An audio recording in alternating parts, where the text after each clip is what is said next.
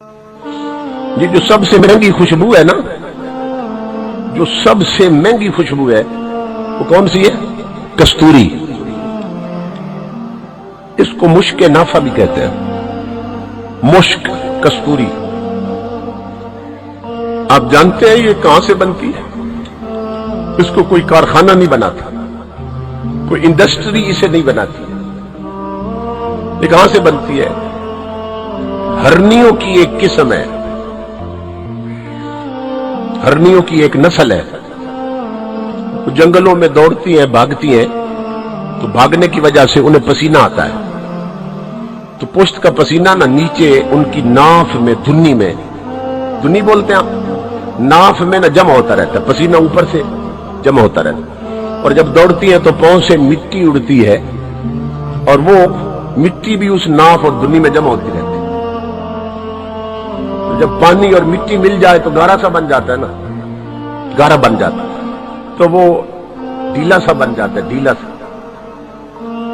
مٹی کا روڑا سا بن جاتا ہے۔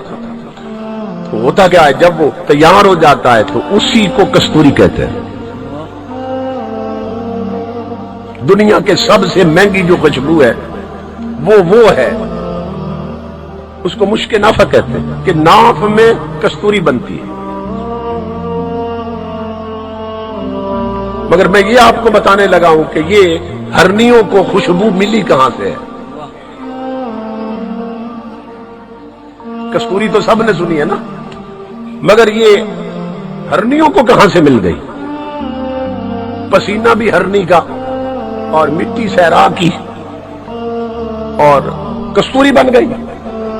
یہ کیسے بنی ہے؟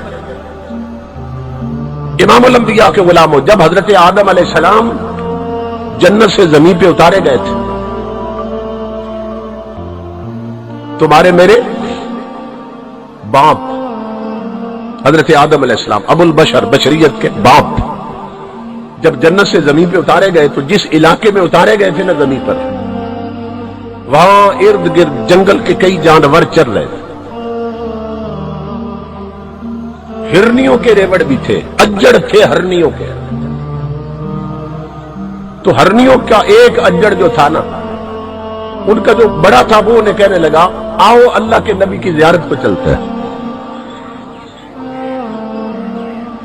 باقی جو نسل تھی ہرنیوں کی، باقی جانور، وہ کہنے لگے ہمیں تو بھوک لگی ہے، ہم پہلے چارہ کھائیں گے، گھاس کھا لئیے نہ پھر جاتے ہیں،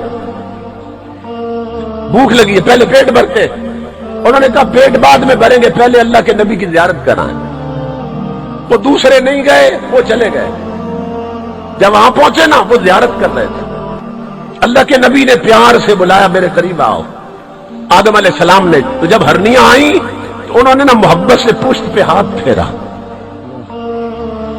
بس پیغمبر کے ہاتھ کا پھرنا تھا پشت پر کہ ناف میں مشک پیدا ہو گئی۔ سبحان اللہ،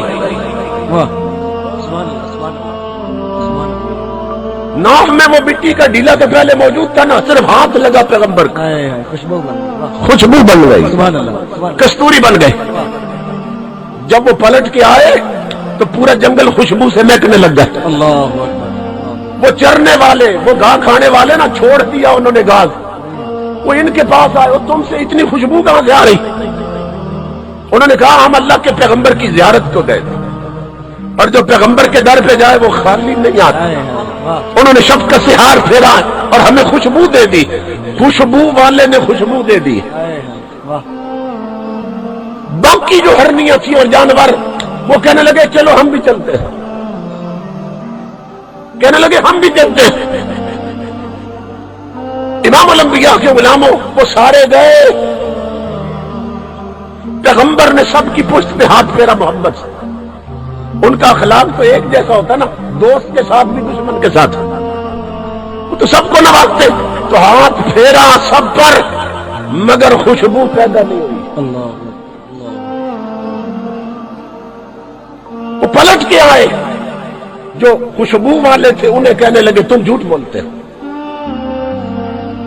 تم کہتے ہو کہ نبی نے ہاتھ پھیرا تو اور یہ خوشبو آ گئی۔ وہ ہاتھ تو ہماری پشت میں بھی پھیرا ہے، مگر خوشبو کو نہیں آئی۔ तुम झूठ बोलते हो। उन्होंने कहा झूठ नहीं बोल रहे नादानो, और ये अपनी अपनी नीयत की बात है। हम पैगंबर की जियारत की नीयत से गए थे, तुम खुशबू के लालच में गए। अल्लाह, सुभान अल्लाह, सुभान अल्लाह, वाह वाह वाह वाह वाह, समझ रहे? वाह जी वाह, क्या बात है, क्या बात है, सुभान अल्लाह, सुभान अल्लाह। इमामुल अंबिया के गुलामों, मदीना पाक कई जाते हैं, जाते रहते हैं, जाते रहेंगे, बिल्कुल। मगर जिनका अकीदा ठीक नहीं होता ना, तो कहते हैं हम तो रोजे के लिए नहीं आते, मस्जिद के लिए आते हैं। अल्लाह, जालियों पे वो भी सलाम पढ़ते हैं, मगर जैसे जाते हैं वैसे पलट आते हैं। और जो जाता है सिर्फ मदीने वाले की नीयत लेकर, वो जब जाता है तो कमरुद्दीन होता है, पलट के आता है तो शेखुल इस्लाम होता है।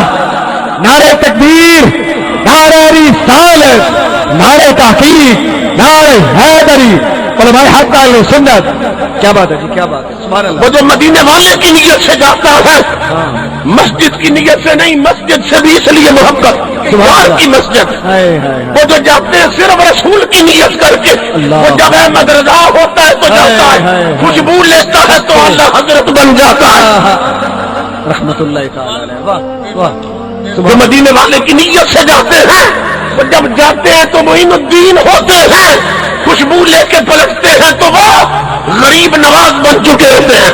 हाय हाय, मैं सब जो मदीने वाले की नियत करते हैं, जब जाते हैं मोहम्मद बाबू होते हैं, पलट के आते हैं तो सुल्तान और आरिफीन बन चुके होते हैं।